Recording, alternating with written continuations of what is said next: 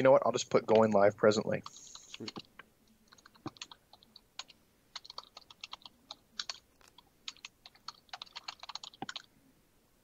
And we are live. Hey, everybody. I'm Mike. And I'm John. And welcome to Men Without a Nation. Yeah, go for it. Sorry, man. That's all good. You can find us on youtube.com, Men Without a Nation at blogspot.com, Podbean, and at Nation Men on Twitter. So it's been a couple weeks. Real life gets in the way of I shouldn't say real life, but the day-to-day gets in the way of doing this sometimes. But we're back. Happy to be back. Yeah, totally happy to be back. Can't wait to kind of get this show going, and hopefully we can get on a little bit more of a what would you call it, a regular schedule? Yeah, if we could manage to pull this off once a week, I'd say that we're doing pretty good. Ooh, that'd be magic. This show is going to be a redo of sorts. If any of you listening or will listen have caught our last one, it was like a 2-hour monster, and there was too much information, and after discussing it with John, we decided to break it up into a few more of a series and just try to go into a little bit more detail. So this is going to be the first part of that. And then we'll just kind of pick it up once in a while here. Maybe every other week we'll add another segment onto it. So this is part one of the series, Churchianity, Charismania, Witchcraft and Wizardry, American Religion. This is part one, which is Repercussions, Reformation, and the Great Awakenings. It's such a great title. Well, thank you, John. I think so.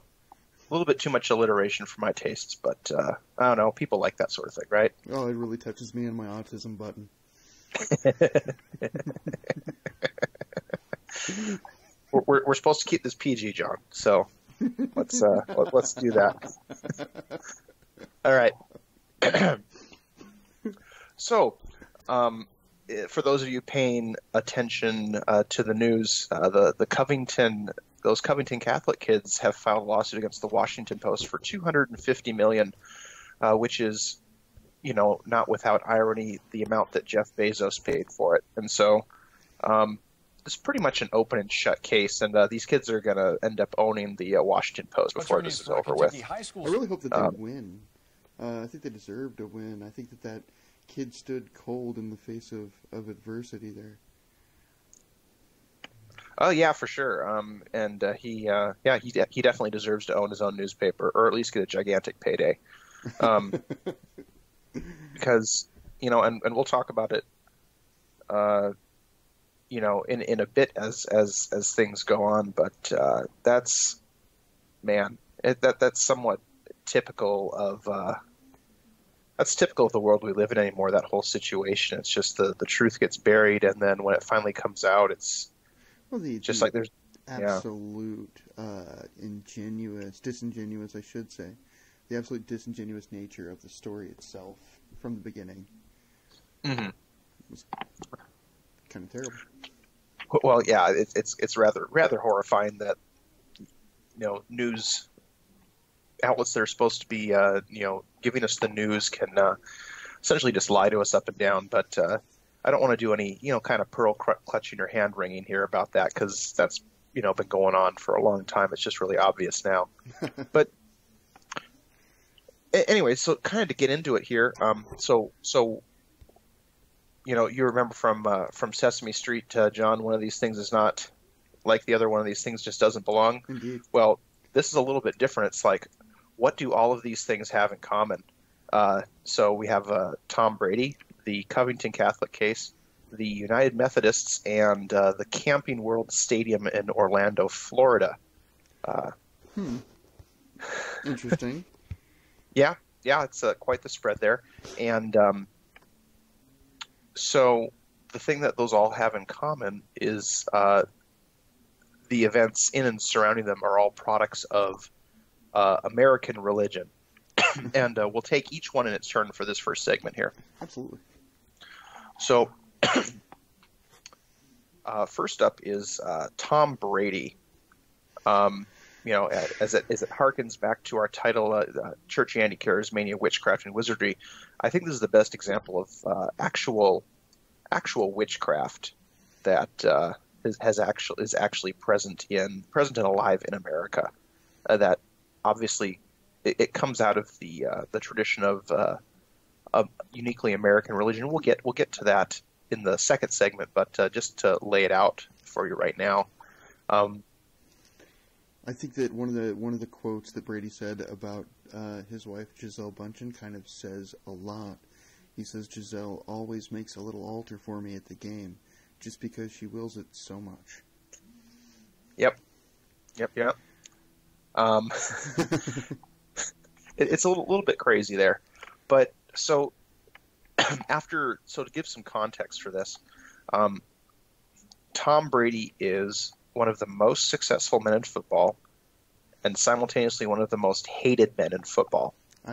When I was a football fan, a few years back, to be honest, I couldn't stand Tom Brady, and maybe because he was successful, but also just because he's such a smug douchebag. Well, his wife is indeed a witch, and given what you read in the article, sort of about the Super Bowl win and stuff like that, she is actually practicing witchcraft. So it might be one of those deal with the devil sort of things where you become the most successful man in the history of football, but everyone hates you. So I think that there are probably a bunch of Patriots fans tuning out, going, "6 rings, 6 rings."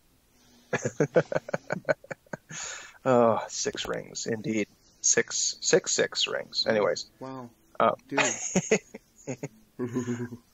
Ooh. Anyways, so to give a little bit background on this, to put this in total context, he started dating the woman that is now his wife in 2006. The year 2007. Go ahead and pull up his Wikipedia page there, John. Sure, let's get it. And if you go down to like the career section,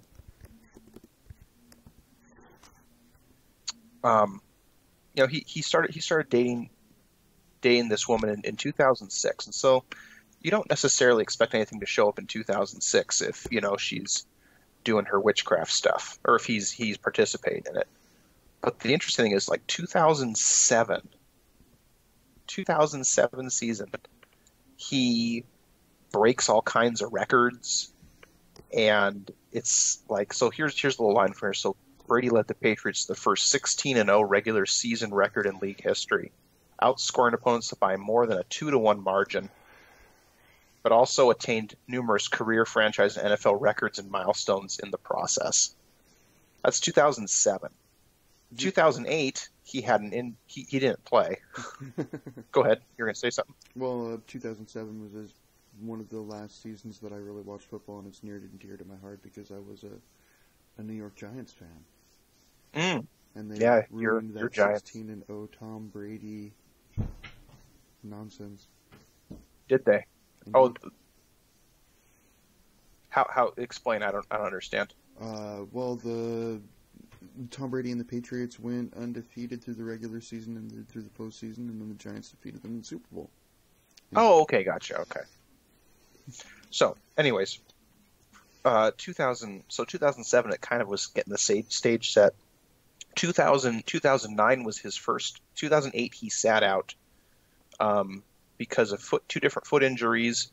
2009, he comes back, does a bunch of awesome stuff again. 2010, he's the highest paid player in the NFL. $72 million contract extension for 4 years.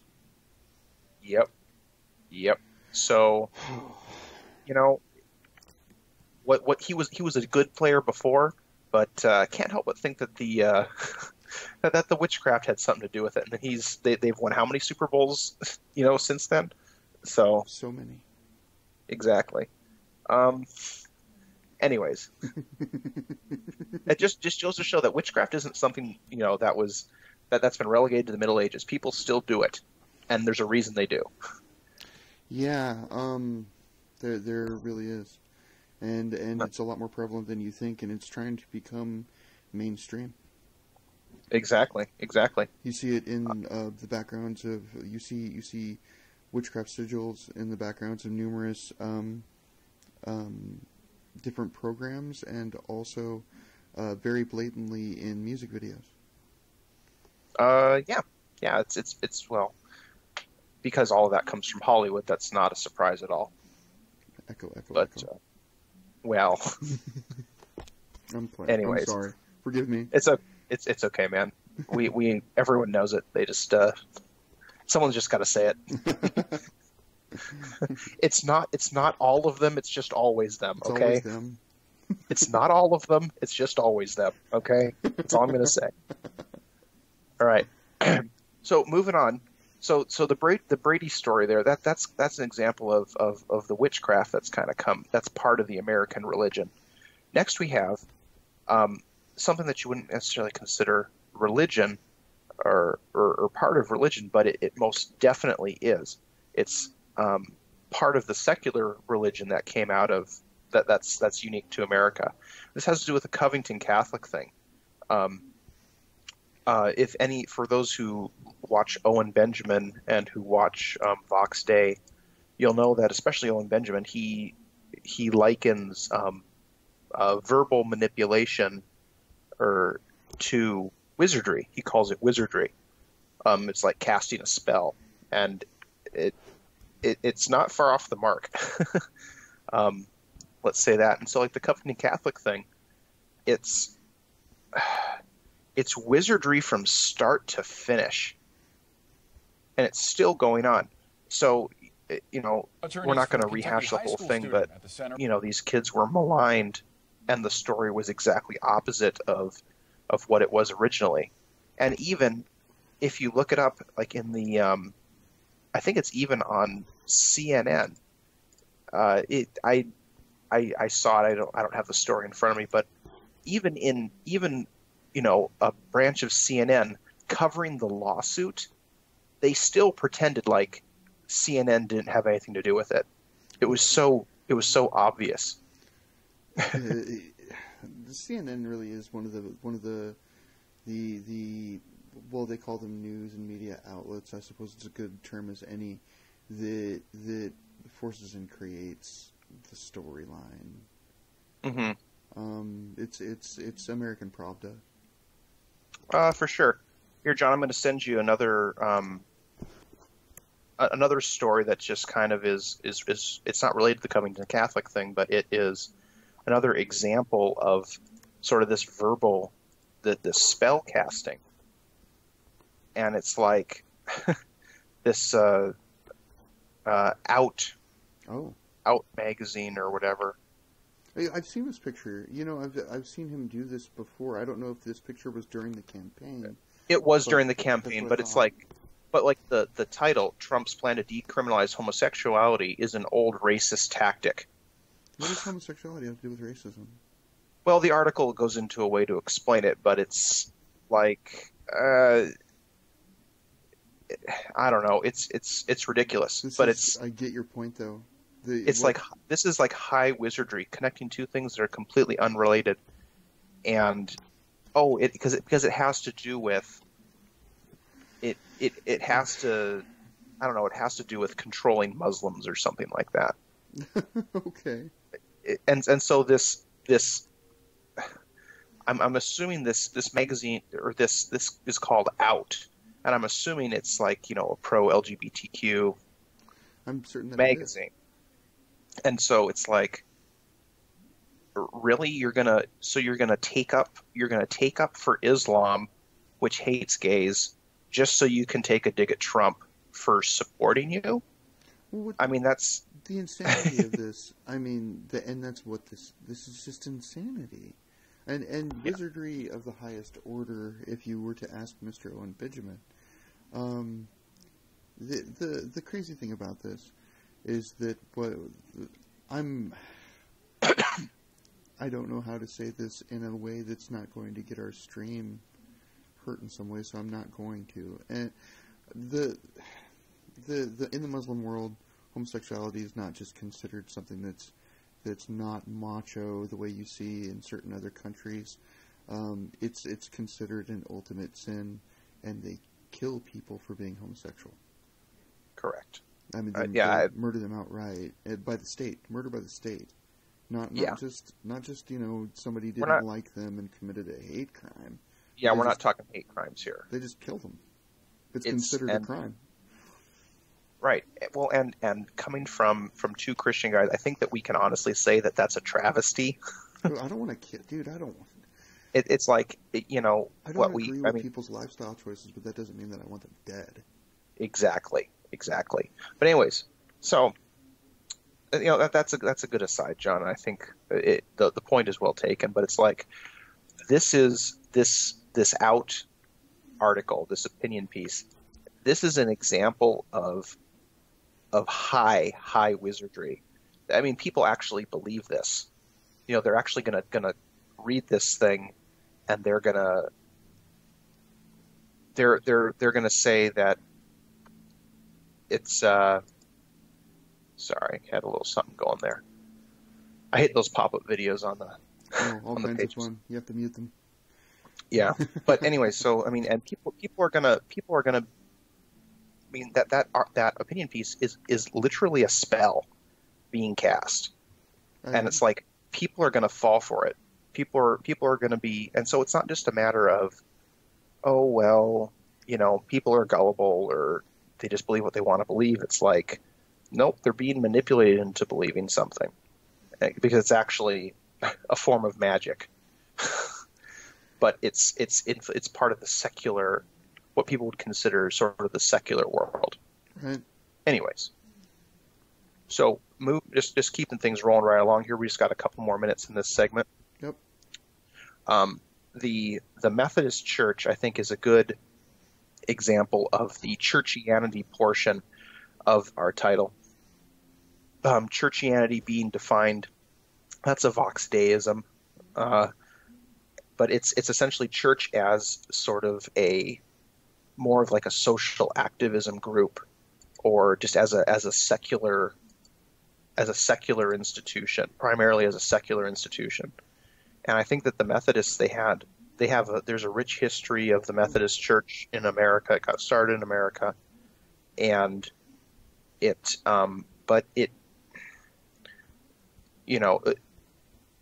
until recently, it's been going very, very left wing. Same thing with like the Presbyterian Church, and there was just a schism in the Presbyterian Church not too long ago, where it's ultra liberal and moderately liberal, and the same thing's going to happen here with the Methodist Church. There was, oof. Wow. So. They apparently removed that article from the site that we were looking at. So I went and hit Google and Google foo, and the amount of stuff going on in this church about. Right. Well, I read it. The first article that I read about this in trying to prepare, it was almost laughably funny. Here you have an article, and it's talking about there's a woman pastor leading a Bible study about inclusivity, and she's kind of doing some hand wringing about how this vote on should homosexuals be ordained as ministers is going to tear apart her congregation. And it was just like, how about the whole church? How many? Well, I mean, it's just like, how many levels of wrong do you want to have there? It's just like, oh, really? You're a woman pastor. You're a woman pastor, and you're worried about the gays. It's like, I'm sorry. The same the same reasoning that got her,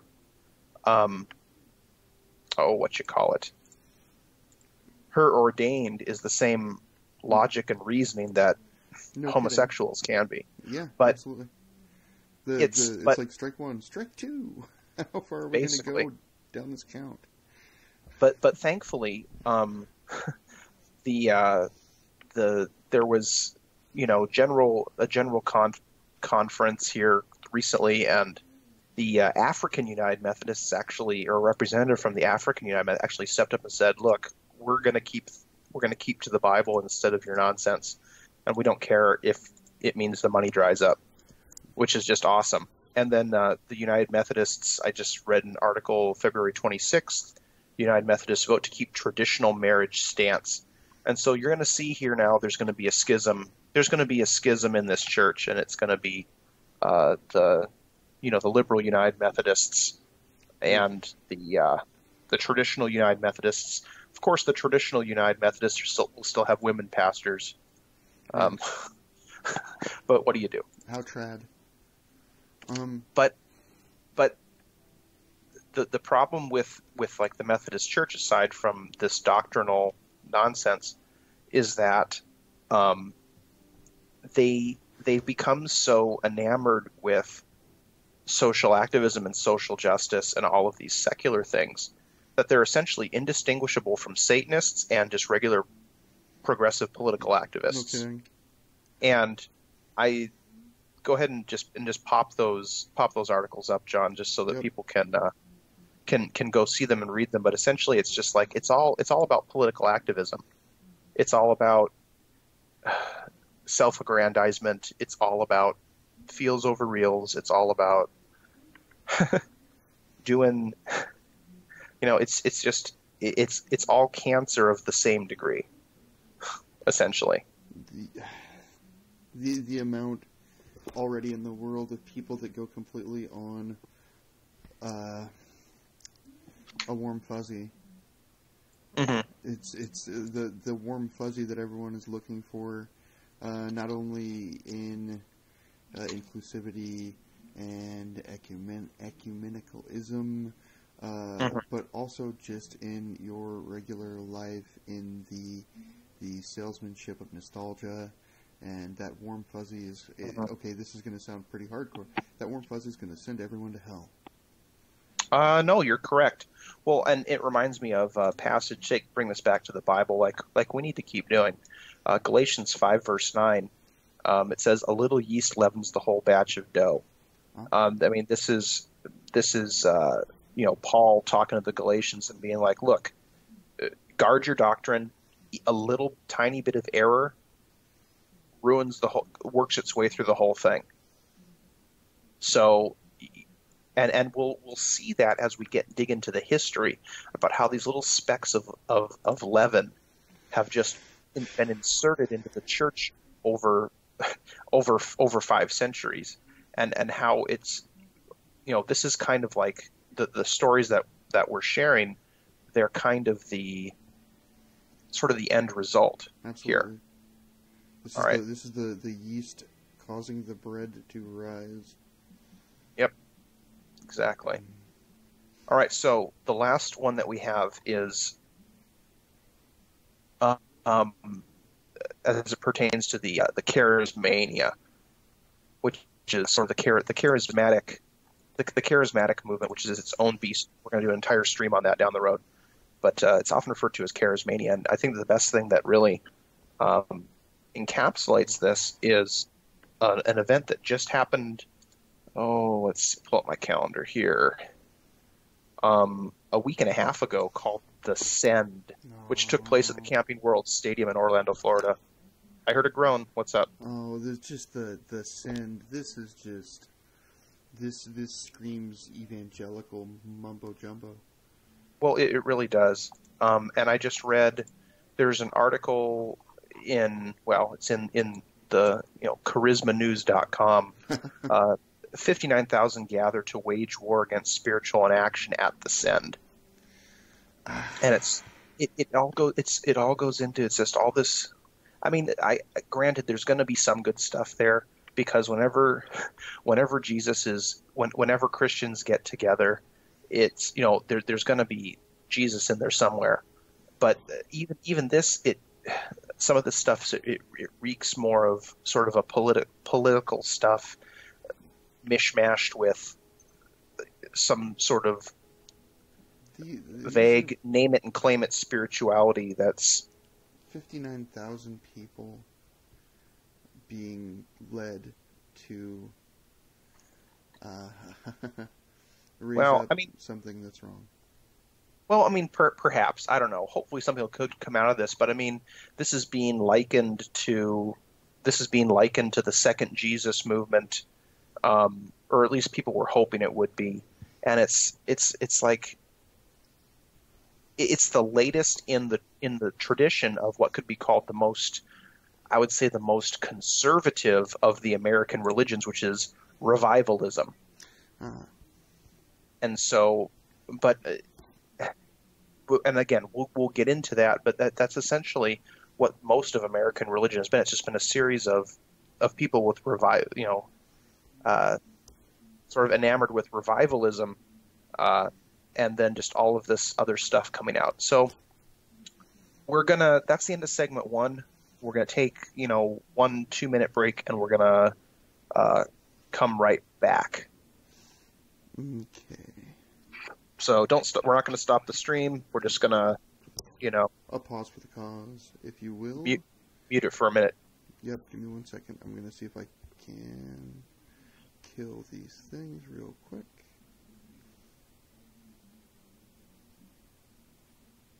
Hey, could you talk for just 1 second? Keep talking. Oh yeah, sure. Yeah. Okay. All right.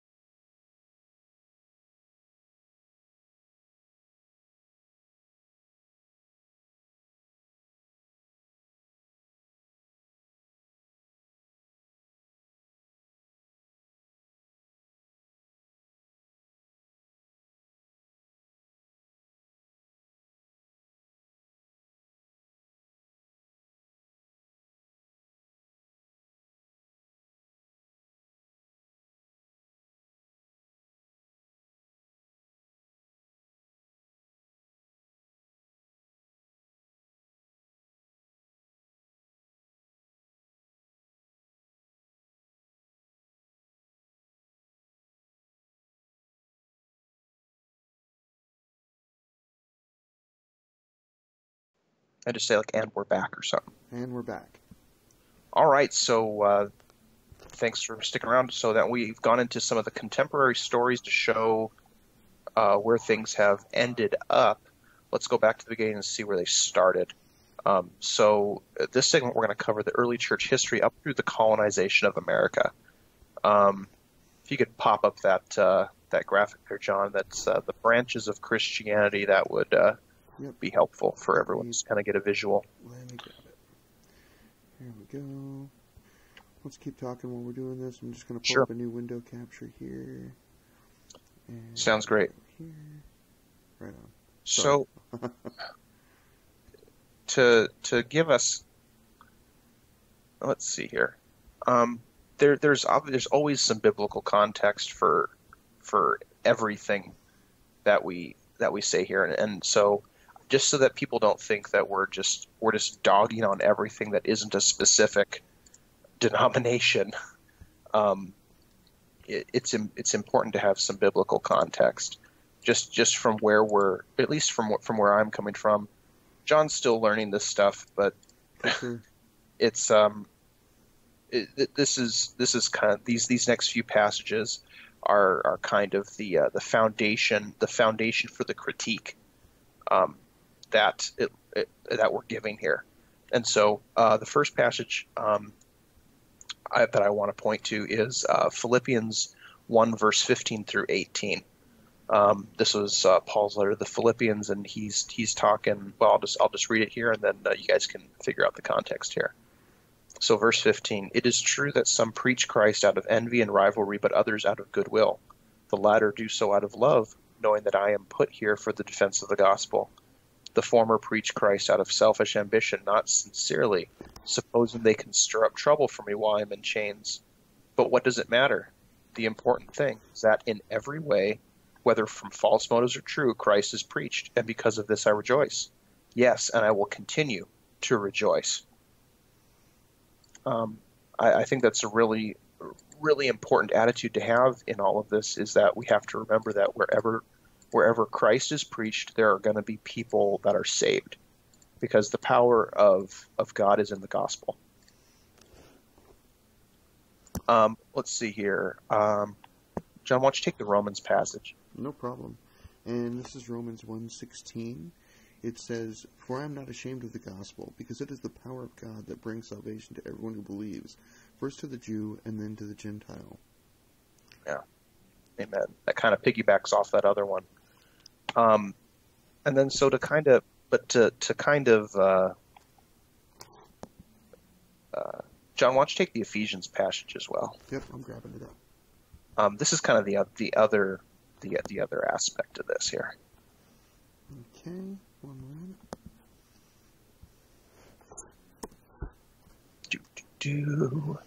And this is Ephesians 2:8 and 9. "For it is by grace that you have been saved through faith, and this is not from yourselves. It is the gift of God, not by works, so that no one can boast." Amen. So those first three passages there, as long as the gospel is preached, that's great, because we're not ashamed of the gospel, because it's how God saves people, and everything is through the grace, not by anything that we do. Absolutely. But then to kind of put some bookends on it, in the book of James being the brother of Jesus, this is James chapter 2 verses 14 through 16. "So what good is it, my brothers and sisters, if someone claims to have faith but has no deeds? Can such faith save them? Suppose a brother or a sister is without clothes and daily food. If one of you says to them, 'Go in peace, keep warm and well fed,' but does nothing about their physical needs, what good is it? In the same way, faith by itself, if it is not accompanied by action, is dead. But someone will say, 'You have faith, I have deeds. Show me your faith without deeds, and I will show you my faith by my deeds. You believe that there is one God. Good. Even the demons believe that and shudder. You foolish person, do you want evidence that faith without deeds is useless? Was not our father Abraham considered righteous for what he did when he offered his son Isaac on the altar? You see that his faith and his actions were working together, and his faith was made complete by what he did. And the scripture was fulfilled that says, Abraham believed God, and it was credited to him as righteousness. And he was called God's friend. You see that a person is considered righteous by what they do and not by faith alone. In the same way, was not even Rahab the prostitute considered righteous for what she did when she gave lodging to the spies and sent them off in a different direction? As the body without the spirit is dead, so faith without deeds is dead. They give me chills. It should. Go ahead and take this last one, John. Matthew 7, verse 13 through 20. This is kind of the other bookend of it. This is Matthew 7, verses 13 through 20. Enter through the narrow gate, for wide is the gate, and broad is the road that leads to destruction, and many enter through it. But small is the gate, and narrow the road that leads to life, and only a few find it. Watch out for false prophets. They come to you in sheep's clothing, but inwardly they are ferocious wolves. By their fruit you will recognize them. Do people pick grapes from thorn bushes, or figs from thistles? Likewise, every good tree bears good fruit, but a bad tree bears bad fruit. A good tree cannot bear bad fruit, and a bad tree cannot bear good fruit. Every tree that does not bear good fruit is cut down and thrown into the fire. Thus by their fruit you will recognize them. Yeah. Okay. So with all of that kind of as just the underpinning context for our critique of all of this stuff, it's the Scripture is one of those. God gives us more of what my pastor likes to call sort of these biblical tensions, where it's not. It's more. God never hardly ever tells us, okay, this is the thing that you do. It's more like He gives us room to maneuver. It's like, okay, between this curb and this curb, here's the road, so to speak. And so here you have, it's like, okay, as long as the gospel's being preached, that's great, because we shouldn't be ashamed of the gospel, because that's the power of God. But at the same time, if you're not doing stuff, your faith is dead. If you're not acting on your faith is dead, and the gate is narrow. So it's not. So, bear that in mind as we kind of go through this history of the church. And you see, just by those metrics alone, see which ones of these denominations that have sprung up had actually stuck to those guidelines and principles. And judge for yourselves whether or not they're following the Bible. Oh. So this is the controversial part of the podcast. Well, of course. Yeah, I mean, there's no getting around this. Nope. So let's get started here. Just going to do a brief overview of the history of the church. So, from roughly 38 AD to 70 AD, you have Christ's ascension, the Church of Acts, the church as recorded in the book of Acts, the Bible is finished, and the temple in Jerusalem is destroyed. And then 70 AD to 380 AD, you have the early church. Kind of in towards the latter part of that, the Roman, during the time of Christ, okay, it was the Romans were in charge, and the Roman Empire lasted a good long time. But in 285, this is when the Roman Empire splits into the Western Empire and the Eastern Empire, which is which is Rome and Constantinople. Mm-hmm. And out of that, you get the Western Orthodox Catholic and the Eastern Orthodox Catholic. The church kind of started to split at that time too. Huh. In 313, Emperor Constantine passes the Edict of Milan, which allows for mutual toleration of Christianity, mutual toleration along with the other religions. Shortly after that, the first monasteries, monasticism was invented by a guy named Pachomius. There were monasteries in Egypt, and out of this tradition came the Desert Fathers. These are the folks that invented the Rosary meditation, which was they kind of learned it from the Buddhist influence and the Eastern mysticism influence in that area. You want to take the next few, John? Sure. 380 AD, Christianity becomes the official religion of Rome. Are we allowed to? Are we doing? I should say, are we allowed? Or are we doing kind of a little bit of a side at all here? Oh, yeah, I think so. I think that there is going to be a little bit of an aside here when we get to the next one. Okay. But we can you can skip ahead a little bit if you want to. We can come back to it. It's up to you, man.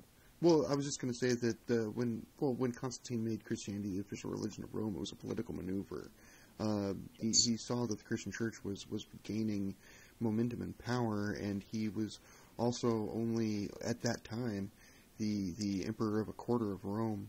By doing this, he basically kind of took over half, and then the other half of Rome at this time began persecuting Christianity again. Let's keep going. Where would you like me to skip to? Yeah, just keep on going. Just start at 380 AD. We can play that video in our notes here. Yep. Get up to 700, and then we can play that one. Sure. 430 AD, missionaries in Ireland and the story of St. Patrick. 563 AD, Irish missionaries to Scotland. The start of the Church of Scotland and the roots of the Presbyterian Church. Mm-hmm. 430. Yeah, the Presbyterian Church is called traditionally the Church of Scotland. I had no idea. That's okay. That's why we're doing this. Absolutely. A lot of people don't, so that's why we're doing this. 430 AD to 700 AD, the conversion of Europe, basically finishing by 1000 AD around the area that is now Scandinavia. 1054 AD, a schism in the Church, the Catholic Church and the Orthodox Church. The Church lasted 1,000 years with its original roots. Yeah, that's pretty darn impressive. Because that schism, that was like the first that was like when I believe the Orthodox Church split from the Roman Catholic Church. The Eastern Orthodox split from the Roman Catholic, I believe, and they stopped. I believe that they stopped communing Catholics or something like that. It's amazing. It lasted. It lasted so long in its original form. Essentially, yeah. And so, millennia. Other than like the stuff that like the stuff that the Desert Fathers thought up, from everything I understand, and aside from like sort of the injections of the politics into it, it was pretty cohesive for about 1,000 years, which is crazy. And if you look into if you look into Revelation, if you want to look into millennialism and all that stuff, about 1,000 years is what was, it's kind of broken up to 1,000-year segments or something like that, where it's that's more symbolic in Revelation than anything else. But it's still interesting that it was about 1,000 years that the church lasted before there was the first real major schism. Right on. I'm impressed by it, to be honest. I didn't know that had lasted that amount of time. It's not something that they taught in my church. They don't teach this kind of stuff in the evangelical churches. No, I wouldn't expect that they would. Anyways, so I'm going to keep rolling. Do you want to do that? Let's go. Do you want to do that? Let's break stuff up here a little bit. Sure. It's a little fun video by a guy over at Lutheran Satire. He does these great little videos. Let me just grab that one. They're awesome. So what I'm going to do is I'm going to put on some different headphones so I can follow along. Sure. And after the video ends on the stream, then I'll put my regular headphones back up. So I'm going to grab the window here. I'll be able to listen to what you're saying on a delay, John. Perfect. Not a problem. Let me get that up. Be just 1 second. That's the window that we want. And we're going to add that, and we're going to take away the other. And let's make sure that works. And it looks like it has. So I'm going to bring this video up, and we can have a little intermission here. And we're going to start that. Just for Mike that's listening, I'm starting the video in 3, 2, 1. Here we go. Got you, buddy. Oh, awesome. I love these Lutheran Satire videos. This is great. Okay, Patrick, tell us a bit more about this Trinity Trinity thing. thing. Yeah, Patrick, tell us. But remember that we're simple people without your fancy education and books and learning, and we're hearing about all of this for the first time. So try to keep it simple, okay, Patrick? Yeah, real simple, Patrick. Sure, there are 3 persons of the Trinity, the Father, the Son, and the Holy Spirit, yet there is only one God.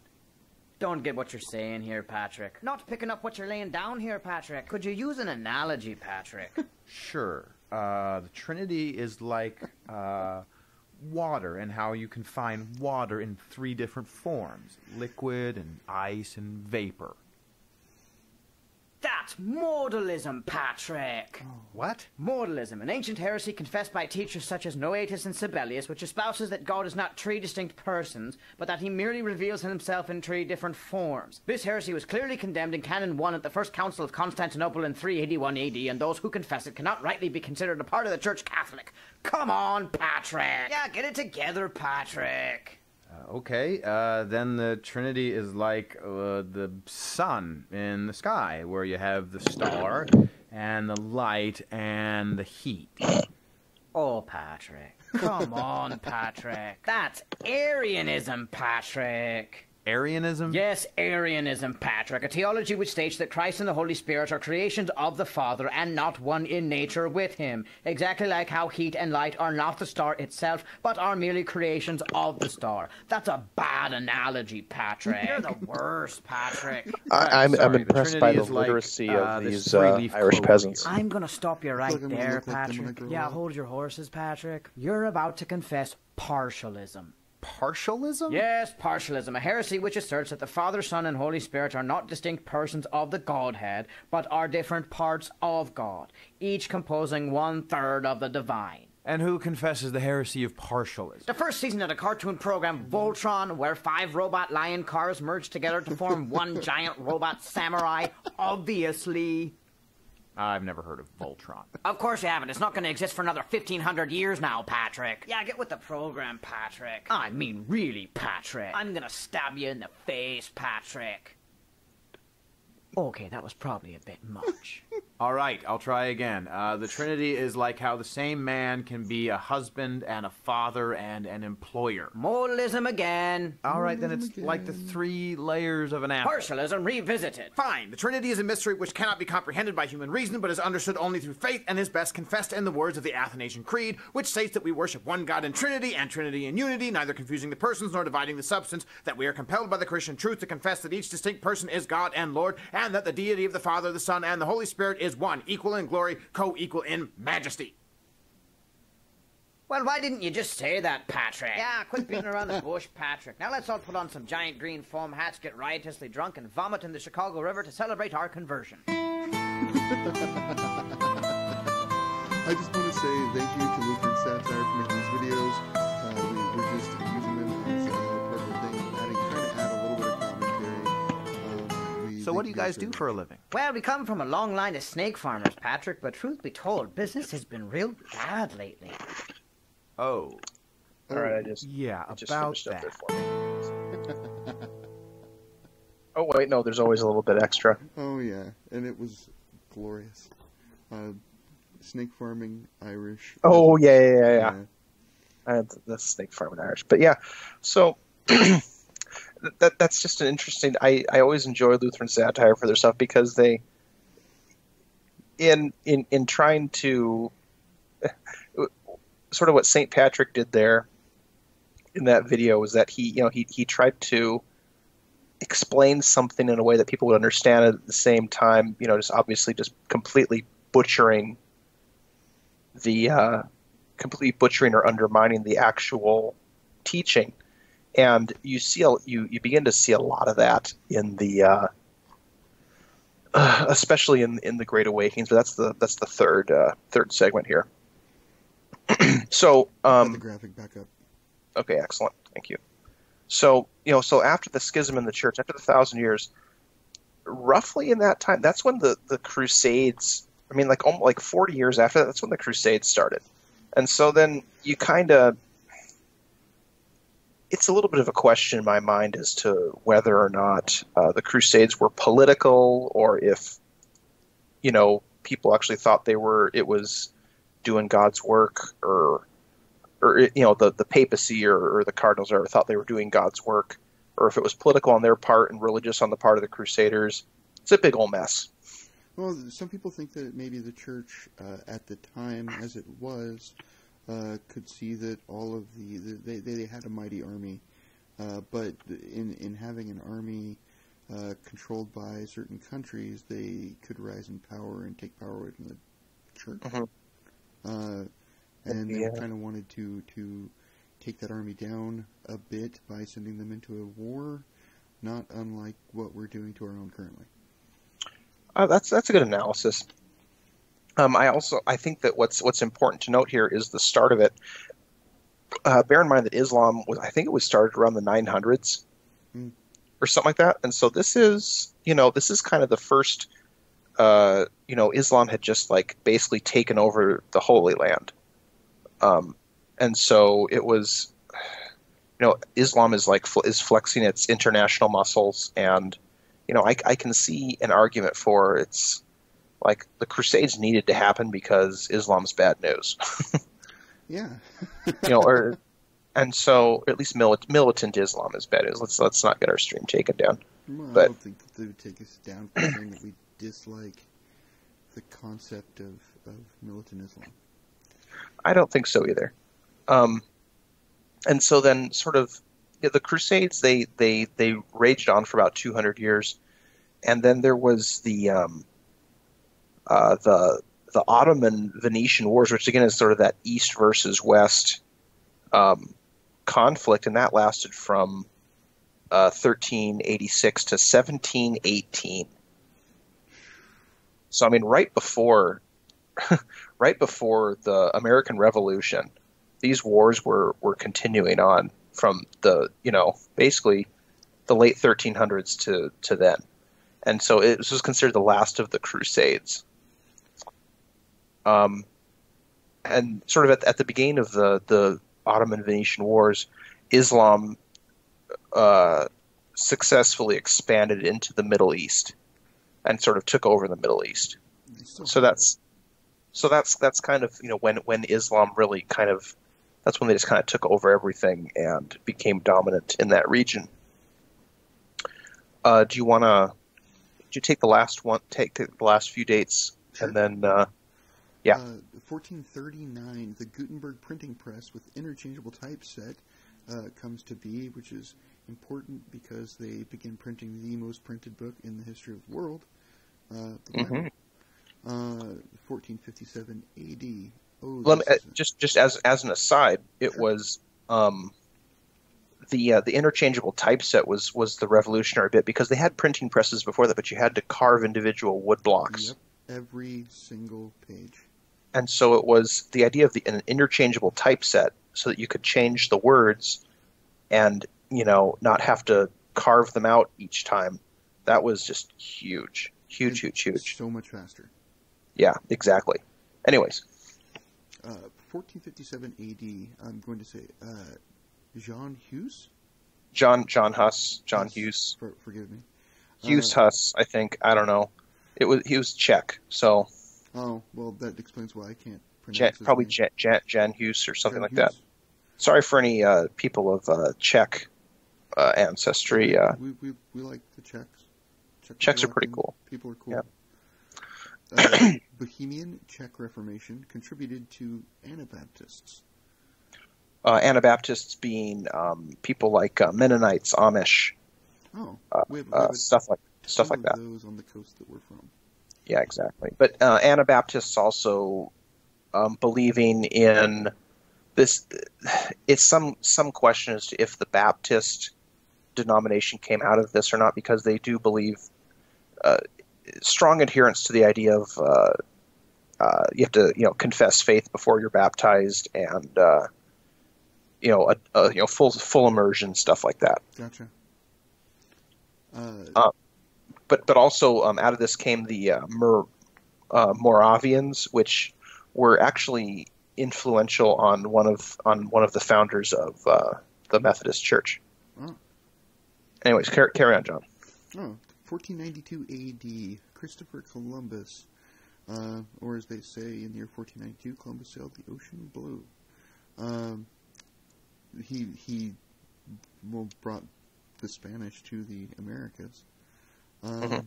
Also, they began sending missionaries and swords this way. 1500 A.D., the printing presses spread throughout Western Europe, causing lots of different things. The spread of easily printed and reproduced not only Bibles but pamphlets and things caused everyone to want to learn how to read, and so they did. Literacy abounds. Exactly. And so this is kind of the context within which the Reformation started. Christianity had spread through Europe. This is post-Crusades, pre-Enlightenment. There's the permanent schism in the Eastern and Western Church. The Middle East has been lost. The New World was discovered. The Catholic Church has been corrupted by political power, and people are living in ignorance about what the Bible teaches. And so then you have, this very brilliant man, but just the regular priest, Martin Luther, in Germany, who had the audacity to come up with the idea that Christianity is about faith alone, by grace alone, with faith alone, grace alone, and Scripture alone, that we're saved by faith through grace, and that the power comes from Scripture, which is to remove idolatry from the church. Yes, he did, unironically. And then, so 1517 is when he nailed his 95 Theses to the door of the castle church in Wittenberg. And by 1518, because of the printing press and all this stuff, the 95 Theses had spread all the way to Rome, from Germany to Rome.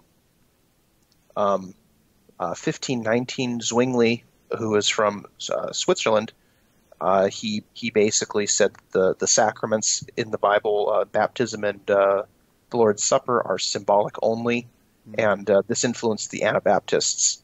Around 1531, Henry VIII broke off and formed the Anglican Church. 1536, John Calvin, who was French, came up with the idea of the double predestination. It was very deterministic. 1540, the Jesuits are founded. That's a Catholic offshoot.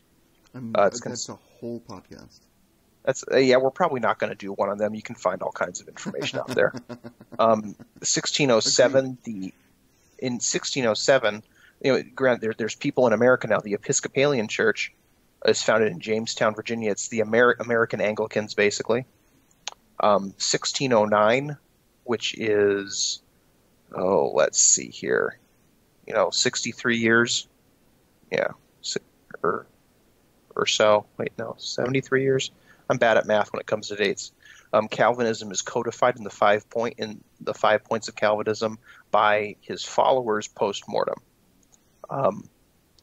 John Smith, he split from from Calvinism, and he invented the Baptist Church, which is Dutch, Dutch in origin.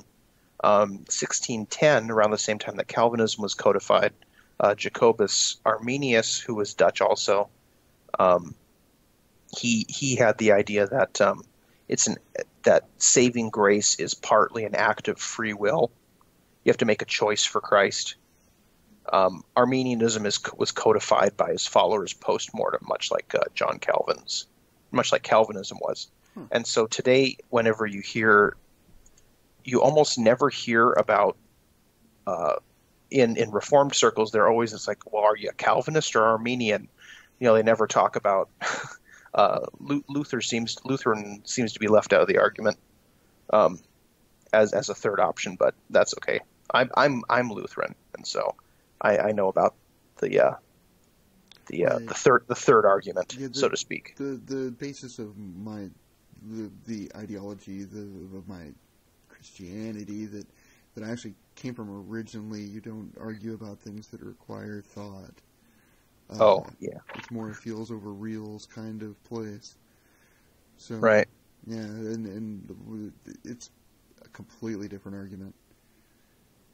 Right. Why don't you bring up that graphic of the Protestant branches now that we've kind of seen the first graphic? Go ahead and bring up the one about Protestant branches, because this is just kind of where stuff even it's covered a little bit on that first one, but this one makes a little bit more finer detail. Might have to flip through a couple real quick here. Oh, that's fine, man. So while you're pulling that up, just to give anyone watching just each of the basic sects that existed. Post-Reformation? Yes. Oh wow, this is an interesting graph. Mm-hmm. So you basically have the Roman Catholic Church, the Eastern Orthodox Church, the Lutheran Church, the Anglican Church, Calvinism, Arminianism, and Anabaptists and Jesuits. Those are kind of the basic. Those are the basic sects that existed around this time. So we saw, 1607, the Episcopalian Church was founded in America. 1625, Lutherans arrive in America. 1638, Lutherans spread to the Netherlands and Eastern Europe. 1620 to 1789, this is the period of the Enlightenment, which had its values of individualism, fraternity, aka ecumenicism, tolerance, progress, constitutional government, secularism, which is the separation of the church and the state. In 1652, George Fox formed the Quakers, which is a branch off from the Anglicans, in this formed in England. In 1652, that same year, there was a Reformation in the Orthodox Church, and the Eastern Orthodox and Russian Orthodox split. And that was over divergent. The Russian Orthodox Church, I believe, wanting to stick to certain traditions that the Eastern didn't find to be biblical or sound, and so then they split. Anyways, we have to finish out this segment. We have another video from Lutheran Satire, the Reformation piggybackers, and then when we'll take our break during the video, and then when the video's over, we will come back up for the third and final segment. Yep, working on getting it pulled up. Yeah, no problem, man. You know that while I'm getting this pulled up, that 1620 to 1789, the Enlightenment there. Yes. Well, it basically, I mean it basically ends with the French Revolution. That's considered the end of the Enlightenment period, which, if you know anything about the French Revolution, that's kind of obvious why that was the end of it. So, anyways. Oh, the French. I have nothing against the French, I suppose, but it's still... They make good wine and good cheese. I don't want to make any off-color jokes about the French. Actually, I don't like French. I don't actually know what French cheese is like. Apparently, it's just really good, though. I like French bread. Oh, French bread's pretty good. All right. Okay, so I have the video up, and I am going to play that. And I'm not sure that there is an issue here technically, that while I'm playing the video, I'm going to be unable to mute desktop audio. Mm-hmm. So, there's that. That's okay, bud. That means that when you talk, it'll come over the video. Oh no, I understand. Okay, so I'm going to bring it up right now. I was going to put on my other headphones and watch the live stream on delay. Oh, sweet, so. Perfect. Yeah. Anyways. Right on. Okay, well then we'll do this a different way. We'll just kind of shake it down and check it out. So I'm going to start the video in 3, 2, 1. It is October 31st, and I have got some things to say. And there we go. Yeah, okay, now for my morning schnitzel. Hello, Lucia. What you doing? Oh, hey, Zwingli. I'm just starting that thing where I try to reform the Catholic Church since it has turned away from numerous biblical teachings. Oh, so like you're starting the Reformation? Yeah, a Reformation, exactly. Cool. Can I join? Do you reject the works righteousness of the Pope and confess the chief doctrine of the Christian faith? That man is justified by grace alone, through faith alone? Yeah, totally. Okay, cool. I also reject that the Lord's Supper is actually the body and the blood of Jesus because the papists believe that. Okay, Zwingli, but the Bible very clearly teaches that Christ is physically present in the sacrament. And the point of a Reformation is to be faithful to God's word, not to just be as own Catholic as possible. But that's the point of my Reformation. Your Reformation? Bonjour, mes amis. What is, how you say, up? Oh, hello, John Calvin. Lucy here wants to join my Reformation, but he still wants to be a little halfway papist sissy baby. Nein, this is not true. I just don't want to abandon the sacraments because of your scripture-twisting Pope rage. Abandon the sacrament, sacre bleu, who would do such a thing? Zwingli, he says that this is my body means this represents my body. Oh, Zwingli, what a fool you are. So you agree with me that the bread and wine are the body and blood of Christ? Of course not. The finite is not capable of the infinite. So you agree with Zwingli then? No. He says that ease does not mean ease. What lunacy? I say that ease means ease as long as the definition of ease is not ease. Is a completely different position. You're going to need to understand these distinctions, Lucy, my friend, if you want to be a part of my Reformation. Das ist mein Reformation. Reformation, you say? I'd love to get on board. You would? Even after you've called me a heretic for posting my thesis here? Has your allegiance to the Pope changed because you've seen the errors of his theology? Not really.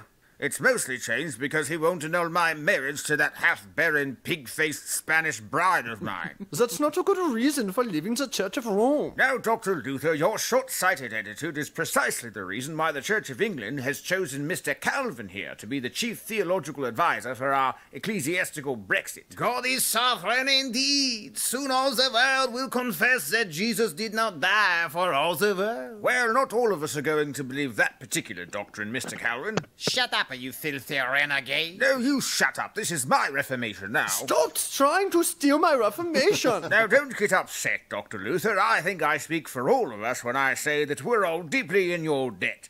After all, today is the day when you set us free from the shackles of Rome so we could follow your example. By quitting our church bodies and starting a new one the second we don't like the cut of someone's theological jib. That's not what I did. I got kicked out. Ah, same difference. What do you say, gents? Shall we honor Dr. Luther with a rousing rendition of the Protestant song? Oui. Absolutely. We are the Protestants. We're on the same team as Luther. No, you're not. We are the Protestants. All our traditions are equally valid. This is not true. Who cares what we teach about the sacraments or about the atonement? God cares about these The most important thing is the common song we sing.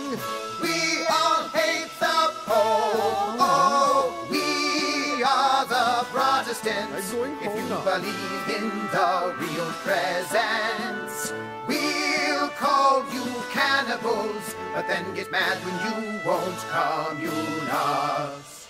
Thank you for singing that song, Mr. Schlusser. I say nothing. Doing a mic check here, buddy. I can hear you. Okay, good.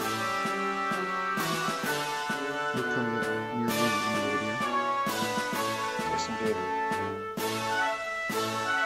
Saluta. He making me so mad. Dude, Leo the 10th, I know, right? I mean, it's like, who does he think he is to change the church's doctrine? Oh, good. So you future pope, so you not change my teachings. Oh, I think you'd be pretty impressed with us, Mio Fratello. After all, what would you say to a pope who, just like you, hates on the Latin Mass and who's on his way to giving communion to divorced Catholics and who's embraced the 160 million Catholic charismatics you probably would have called Montanist heretics, and who also agrees with you that we totally shouldn't execute heretics anymore because we all started believing in religious freedom in the 1960s, which was also when we decided that people who don't believe in Jesus at all can totally go to heaven. And remember how you wanted to start a crusade against the invading Muslims? Well, guess what? Just like you, this Pope also believes that Muslims totally worship the same God as us, and that theirs is a religion of peace. So what would you say to that, Pope? I say I'm gonna cut off his head. Why you ask? Oh, no reason. I say I'm gonna cut off of his head. Oh, that's great. I'm gonna grab the graphics back up. Awesome. Love Lutheran satire. It's so good. They're really awesome. Well, what I really like about the video, and just take a couple seconds, what Sure, I really like please. about the video is that it's funny, and it's also their history is super. They're spot on. They're very what's the word I'm looking for? Educational. To sound like, I don't know. It's educational. Yeah. Well, harkening back to the first one, the St. Patrick one, I'm not certain that St. Patrick actually tried to teach that stuff, but it was just really, he uses the backdrop of St. Patrick in order to talk about the Trinity. So. Hold on one moment. We're getting everything set up here. Good. Just trying to get the correct thing up so that I'm not. Let's see here. It's all good, buddy. Am I coming in okay? I think I had a little bit of a mic malfunction. No, you sound good. All right, great. Just making sure. Yep. Got to do these quality assurance checks from time to time. Keep this quality top notch for all you folks listening out there. Oh, absolutely. Hate to have I'm on the stream now. There's 3 people watching, which is probably just you and me, because you probably are monitoring from 2 different. Negative. There has to be someone else. Well, that's awesome. Glad some other folks are in here. I hope that you enjoy the stream and also learn something cool. Yeah. And if you are Jim Medicare, be kind and gentle. Or not. Or yeah, whatever. It's all handle good. All right. So, third segment here. This segment will cover the first and second Great Awakening, which will take us up through 1900, give or take a few years. So, we got that the different denominations after the Reformation. Why don't you go ahead and pull up some of those Enlightenment graphics, because I think that this is artwork. I believe this is artwork from the Enlightenment that depicts other stuff, but it kind of shows sort of the mindset of where people were at the time, and gotcha. As art always does. And so what we have here is, and this is pretty typical of like Enlightenment artwork, is that there's going to be these pictures of man being elevated, people uniting in purpose, sort of this idea of like this. All of them like just are kind of give you the impression of the elevation of man, sort of this divine, impartation of knowledge and wisdom. Go to the next. Apple. I don't know what it's. All I see it's just the art. I find it to be slightly disturbing. A little bit. I mean, I don't know how disturbing it is, but it's indicative of the sort of the thought processes, the philosophical thoughts of the time, the elevation of man. It is sort of. It is, and then this other one, it's kind of just the gentleman with the swords there. Those are his 3 sons, sort of showing, giving their fealty, doing a little Roman salute there. But just kind of this idea of, loyalty, fraternity, sort of bowing to a unifying authority, that sort of stuff. But also, you can even take from this one the sort of the concentration of power, right? Political power, in a way. Yes. Oh my gosh, it's saying a lot, and yeah, I'm holding back multiple jokes. Oh yeah, because of the salutes. Well, I mean, how tall is Kyle? Well, exactly. Have you seen Kyle? He's about this tall. Exactly. If you can't laugh along to Murdoch, then you have no sense of humor. Oh no, gosh, absolutely. Anyways, so we're gonna have to speed things up here because we have one more. Well, no, I was gonna have 2 more videos, but we got. Let's see here. Yeah, there's 2 more videos that we were hoping to show, but maybe we'll skip one. Right. That's why we're fluid, man. Just for the sake of time. So the First Great Awakening, it's largely considered to have taken place between the 1730s and the 1740s. This was kind of the quote-unquote holiness movement. It was typified by fraternity. It was evangelical, puritanical, quote-unquote spirit-led. The idea of a second work of grace, which is the idea of perfection in one's lifetime. Outward holiness and dress and speech. This is the middle of the Enlightenment. The Enlightenment being the 1628. That was the Mayflower, the landing of the Mayflower through the French Revolution. So that was considered the period of the Enlightenment, 1620 to 1789. That's how you get those dates. But this took place in the middle of the Enlightenment. Three guys of note. John Wesley, who was Arminianism, who prescribed to Arminianism, which is again, making that choice for Christ. He was influenced by the Anabaptist Moravians on his ship ride over.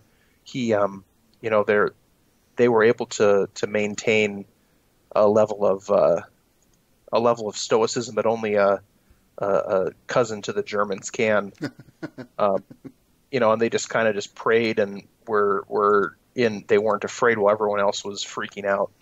And so that really heavily influenced him, and just like, man, these guys really got their stuff under wraps. So you gotta be tough. The other man of note was George Whitefield, who was a Calvinist. Also Jonathan Edwards, who was a Puritan. He subscribed to puritanical Calvinism, and he had a strong influence from the Enlightenment. He wrote the famous sermon "Sinners in the Hands of an Angry God." These guys are sort of the precursors to American evangelicalism. You want to take sure.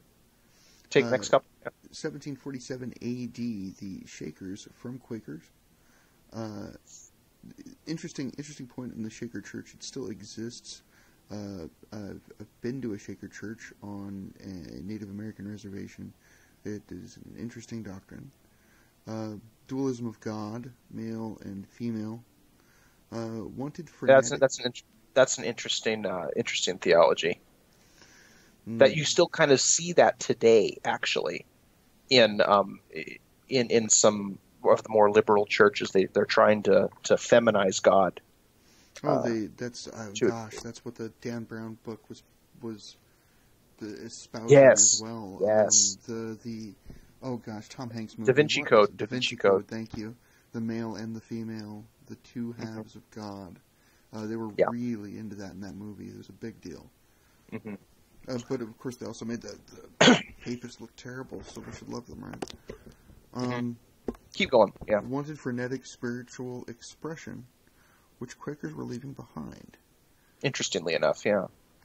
Led by women, of course. Mother Ann.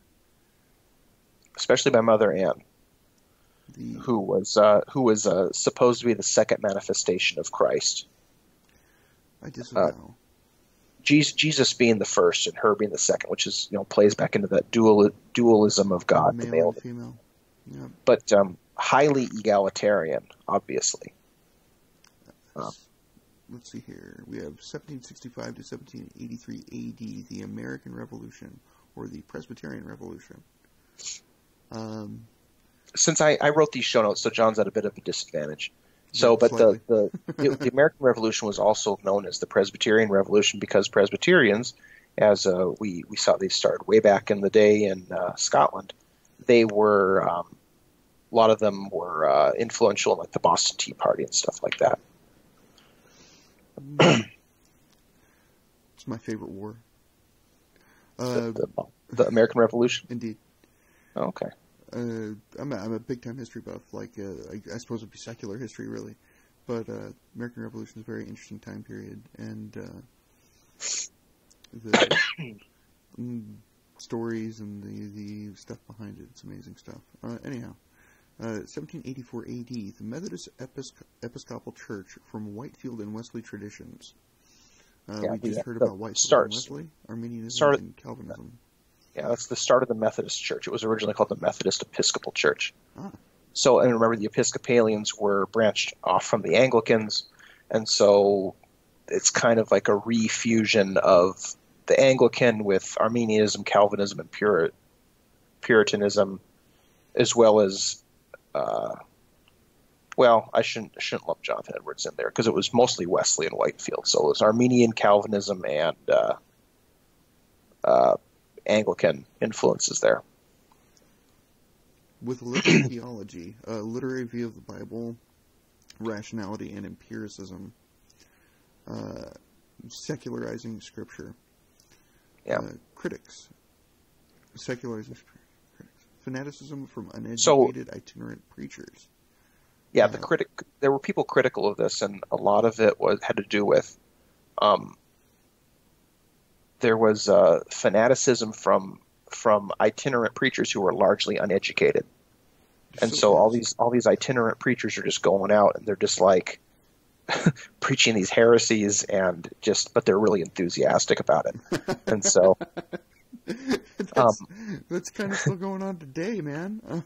Well, this is what I'm saying. You look back at the roots, and none of the religious scene in America is a surprise. Well, it's like that trope of the country preacher, you know? Mm-hmm. Yeah, exactly. Full of zeal. Where that came from the Second Great Awakening.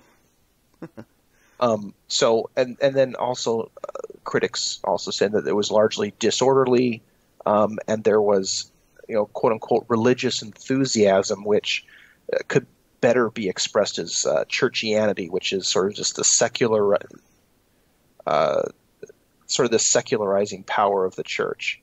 And again, it's because they had very liberal theology, taking sort of a literary view of the Bible, like, well, it's just some bunch of good stories put together, but then also trying to temper. And the reason they did that was because they're influenced by the Enlightenment, which emphasized rationality and empiricism. And so they started to diverge from Orthodox teachings to a more secular gospel. And church becomes there's a huge social aspect to it at this point, and that still goes on to today, where there's so many people that just go to church for that social aspect, and then also, of course, for that unending zeal, that dopamine hit. Exactly.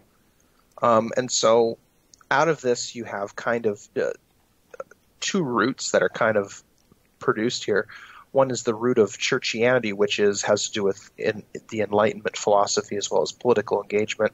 And then you have a charismatic root, which is it comes from the Shakers, the idea of dualism, egalitarianism, and spiritual expression.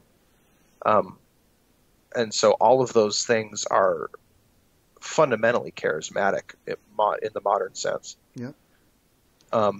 And then you have, let's see here, then there's the American Revolution. Again, it's called the Presbyterian Rebellion.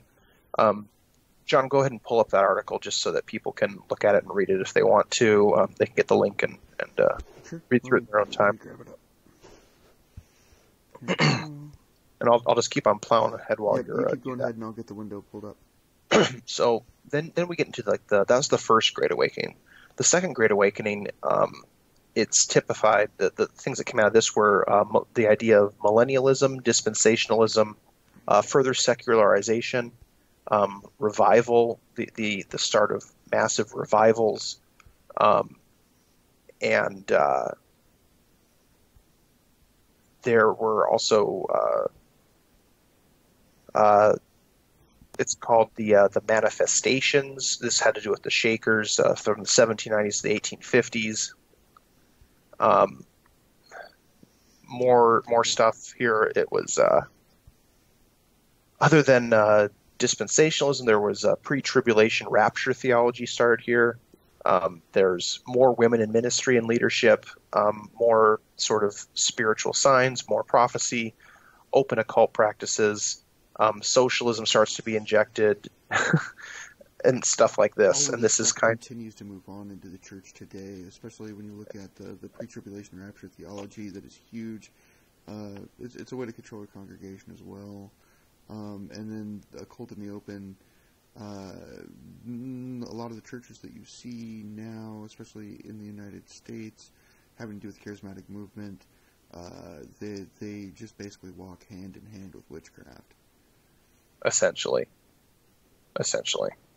But also, you can also see like the early precursors of socialism and stuff like that. That was in major influence in this era. So the number one prominent Christian fellow who came out of this was John Darby. He was famous for dispensationalism and millennialism. The pre-tribulation rapture, millennialism, dispensationalism. You can go ahead and pull up those. Yep, there's a couple of graphics there for that. Yep. I believe that John Darby, he was, let's see here. Well, before we get to him, there was what was called the era of manifestations from 1820 to 1860, and this was primarily in the Shakers movement. There were visions and lots of ecstatic spiritual experiences. In the 1820s, this is when Mormonism also got started. The LDS Church, the Latter-day Saints Church, Joseph Smith, he went to revivals. He loved them. His parents weren't particularly religious, but they loved going to revivals. There was sort of this practice of like rural magic that people kind of did. This is kind of a matter of culture and a matter of course. Which his family was involved in. But after going to a bunch of revivals, Joseph Smith prayed for which to join because he didn't know which one was good. And then he got a vision that he was supposed to start another one, which was the true church. And he had visions of angels. And he had, if you go onto the Lutheran Satire page, you can, look at a couple of, he does one about how the LDS Church strongly resembles Islam, and so it's kind of just repackaged. It's Christianized Islam, and then there's also the Connell and Donald, the Irish twins there, talked to some LDS missionaries. It's really funny. That is a really good video. So then in the 1820s, this is when John Darby in England, he was from from Ireland. He was from Dublin. He was Anglican. He came up with he popularized the notion of dispensationalism, which is the idea that sort of scripture, the biblical timeline can be broken into 7 different segments, and there isn't any crossover between them. When one ends, something new begins, stuff like that, which is completely unbiblical, but it's an interesting way to dispensationalism has kind of caused a lot of trouble because, as I kind of mentioned earlier, like in the Reformed circles, it's like, well, are you Calvinist or Arminian? And it's like they don't know that there's anything else. And the same thing with like, John Darby here, which was he was a heavy influence into the charismatic movement. It's like, well, are you dispensationalist or not dispensationalist? And it's like, if you don't think that there's anything else, then you're going to try to fit your theology into one of those 2 categories. But anyways, which just leads to troubles. So he started what was the Plymouth the Brethren movement, which became the Plymouth Brethren. he believed in pre-tribulation rapture, premillennialism, and out of John Darby's influence came the Scofield Reference Bible, which is still popular today. In 1820, there was the Lutheran General Synod that started in America. It was kind of a rallying point for Lutherans. Let's see here. I'll start going now if you like. Yeah, go ahead, man. You're at John Darby at 1820? 1832, Restoration Movement. Gotcha. 1832, the Restoration Movement, a return to Acts Church. Anabaptist, started as a unity movement that ended up in division. Barton Stone and Thomas Campbell. One was a Baptist, one was wasn't. Baptist, one wasn't. They started the Church of Christ. No Old Testament, dispensational influence. Three main bodies influenced by the Jesus movement. It influenced the Jesus movement. There are a ton of churches that use that Church of Christ moniker now. Mm-hmm. Well, the thing about the Church of Christ is that they don't focus on the Old Testament, and that largely has to do with the fact that they believe in dispensational theology, which means that like the Old Testament's for the Jews. Oh. It doesn't apply to Christians today.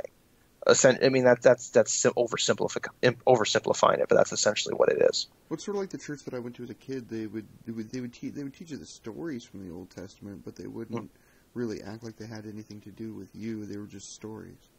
Right, exactly. And so, yeah, there's a complete disconnect there between how the New Testament kind of shows the fulfillment of the Old Testament, and how the Old Testament's fulfilled in Christ, and then the New Testament is kind of the start of the new covenant and stuff like that. You know, it doesn't negate the Old Testament; it just builds on it in a way. So, anyways, the 1840s to the 1920s, which is the advent of spiritualism, early adherence with the Quakers, Fourierism, which is early socialism, Mesmer, which is hypnosis. Is that named after a person? Yes, it is. Mesmer was the guy's name. That's where we get mesmerized, I believe. Seances, mediums, women leadership, witches, and suffrage, which we have witchcraft. So the beginning of Smash the Patriarchy. Basically, yeah. Well, I mean, spiritualism, it's basically like the start of the modern occult. And you actually see this kind of popularized in old movies and TV shows and stuff where, people would have seances for fun, right, or whatever. They'd have the dinner party and they're going to do a seance or whatever. I see that. Yep. And so you hear this is essentially occultism, and you see it because women are typically in the leadership, which they're witches, and then suffrage, universal suffrage, which is egalitarianism, which is a form of witchcraft, Yeah. Because it elevates, it flips the biblical relationship of men and women on its head. And we're actually going to do, I think the next stream that we're going to do is kind of about that a little bit. We're going to get into just how the undermining of the relationship between men and women has the effect of it and all this stuff. That makes sense.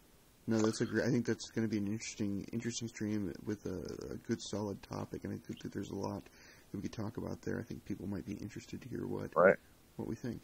And, yeah, I think that one of the point about suffrage though is that it wasn't just a secular thing. It was It was part of the occult the American occult had an influence in making women's suffrage a reality.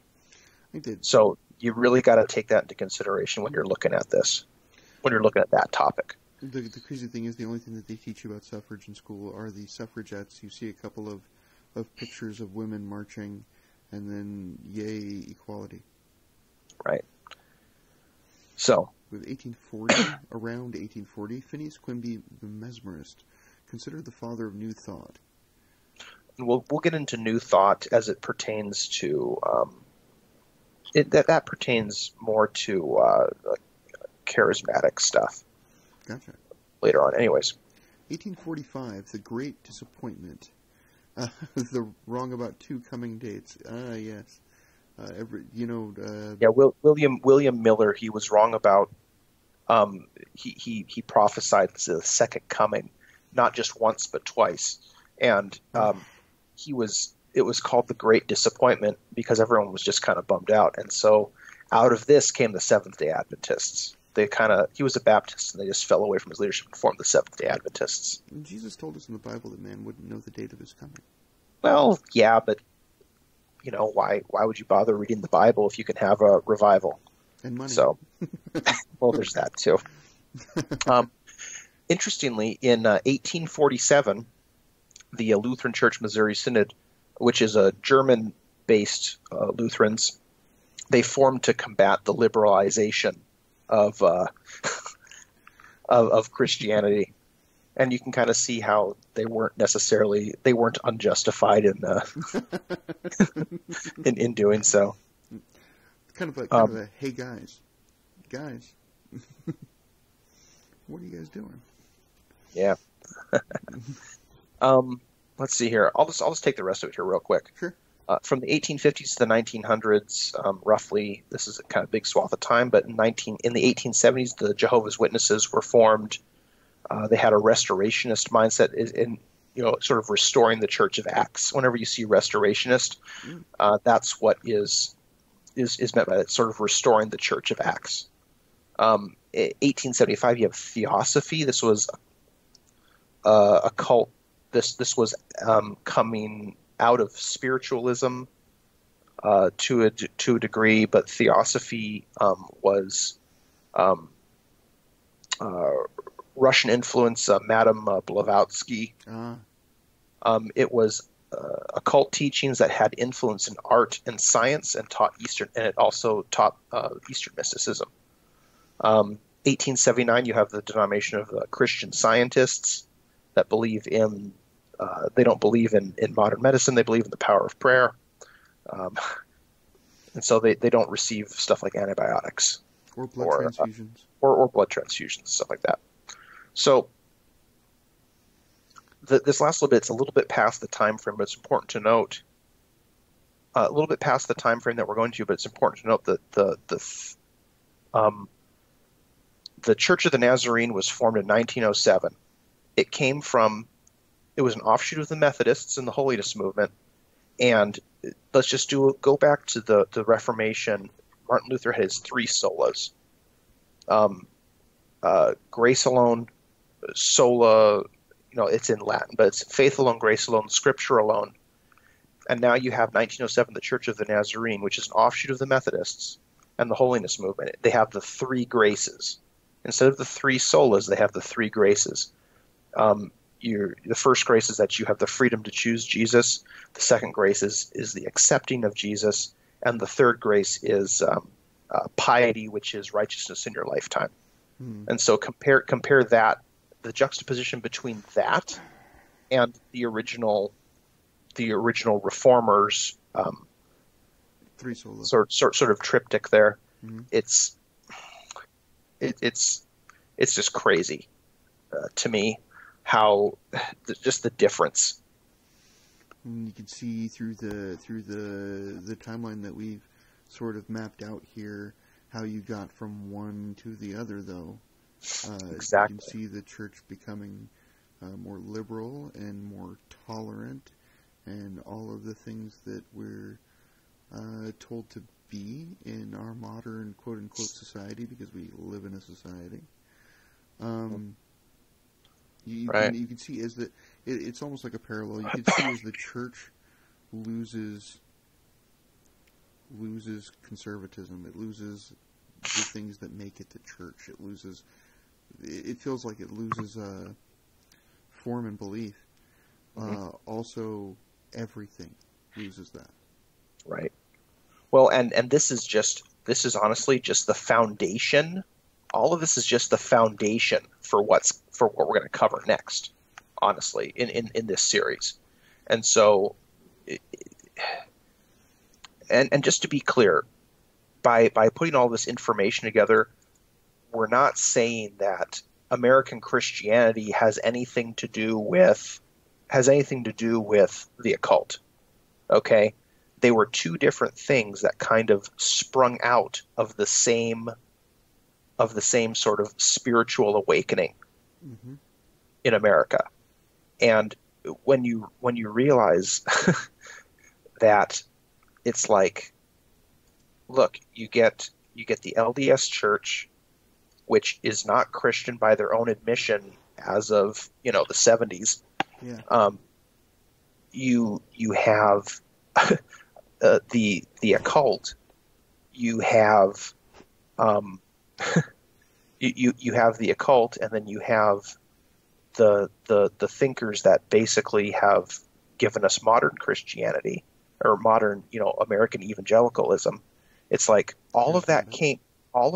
Well, not even that, but like we're talking about like Church of the Nazarene. I mean they are charismatic, but they're not overly so. Right. And then you have the Methodists who are they've fallen so far from their original from their original influences, but that going back to the pastors in the beginning, that little bit of leaven infects the whole, goes through the whole loaf. And you can see now, especially if you pay any attention, knowing these roots here that took place in America, that sort of took hold in America, and you look at the modern Christian church, it looks like a mishmash of all of these things that we just talked about.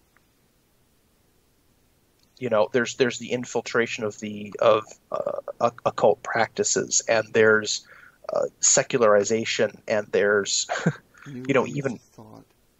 Exactly, and liberal theology at the worst, churchianity at the least, but the problem with it is that they're comparing liberal theology, tolerance.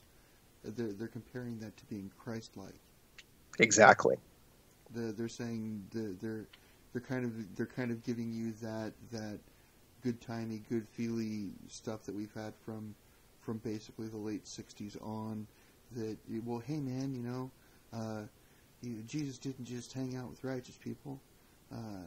Jesus, right. He was the kind of guy that hung out with sinners, man, and he wouldn't like you very much for wearing your slacks and your polo shirt and thinking that you're better than everybody, man. And he drank wine too, so get drunk, right?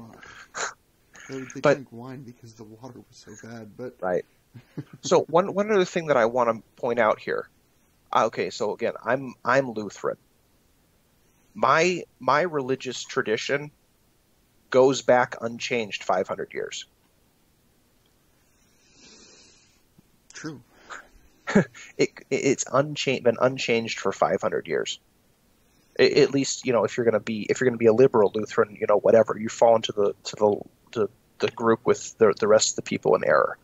But it's like, and if they're not Orthodox Lutheran, they're probably really liberal, and they have more in common with the Methodists, which we kind of talked about at the beginning, and the Presbyterians and stuff like that. Which, again, I'm not dogging on them because unnecessarily, but it's just like my tradition is unchanged, and theirs has done nothing but change, and constantly, and faster and faster and faster. Exactly. As well, not only has it changed, but over the timeline that we just laid out, and then especially in more recent times, the changes have come fast and hard. Exactly. And so I think that we should probably close this guy out. We're at about a minute or hour 45. So I think we should. This one went longer than we thought, but you know what? It went shorter than the other one. It flowed really well. It did flow. It flowed much better. And so, since this one's 2 hours, almost 2 hours, take a couple. Listen to it again and again. Listen to it a couple more times over the next few weeks, and then when we get to the next part, it'll all start to come together a little bit more. But definitely, we broke it up into different segments so you guys can enjoy the different segments as a podcast or something like that. Yeah, so we'll definitely have the audio uploaded to Podbean tomorrow, and you can pretty much catch us anywhere. And if you want to ask any questions, a great place to do that would probably be the Twitter account. I would say so. Yeah. If you have any questions, go to @NationMen on Twitter, and feel free to ask any questions on there. Give us kudos. Send people our way. Don't forget to like and subscribe on the YouTube channel, because Stream.me is dead. Oh gosh, I mean, we can't exactly get into all the many reasons why, because it was pretty awful. It was a pretty terrible situation, but it is gone. Yep. Exactly. We might try dueling again, but maybe we'll find the right platform. I think we'll just stick it out on YouTube for a while. I think so too. It's the biggest place. We have the best chance of getting a message to people here. Exactly. So, I think with that we should close out with the another one from Lutheran satire, the Gilbert and Sullivan Mass. I'm gonna pull that up right now. We can keep talking while I'm pulling her up. Yeah, it's good stuff. But yeah, again, so like and subscribe. You can find us over at Men Without a Nation at blogspot.com, at Nation Men on Twitter, Men Without a Nation over at Podbean, and of course here on YouTube. If you like what you're hearing, spread it around to people that might be interested. We really this is a big part of history that people don't they don't understand why things are so messed up the way they are in America, and a lot of it has to do with the fact that Christianity went by the wayside to a large degree at the beginning of the founding of the country. So another thing we would love if we could even in any way help anyone find their way to of course God. That would be amazing. And also we don't have any predisposed. We don't think we're going to fix it. At least I don't think that. I don't have. You know what? No, I don't think this is something that's fixable. I think that it's the momentum of things is too great to be fixed. That giant Indiana Jones stone is rolling. Well, yeah, at least fixed in a way that is bloodless. Right. I mean, it could come out that way, but I think it's going to get really messy. And it has in history before. Yeah, exactly. So. Right. Anyways, hate to leave on a bummer note, but this Lutheran satire video is actually really, really funny, we want to and I smile too. hope that you enjoy it. We're gonna stop the stream when it's done. So have a good night. Thanks for watching, and we'll see you next time. Yep. And here we go. And I'm gonna start in 3, 2, 1, and have a great week, everybody. Lovely day. Yes. Good morrow, Vicar. Good morrow, Mr. Thompson. Wonderful service yesterday, Vicar. Ah, thank you, Mr. Thompson. Splendid message. Very kind of you to say, sir. Dreadful attendance, though. Yes, quite abysmal indeed. In particular, a notable scarcity of youth. Yes, an absolute dearth of those in the coveted 0 to 35-year-old demographic, I'm afraid. I wonder what the reason might be. The plague?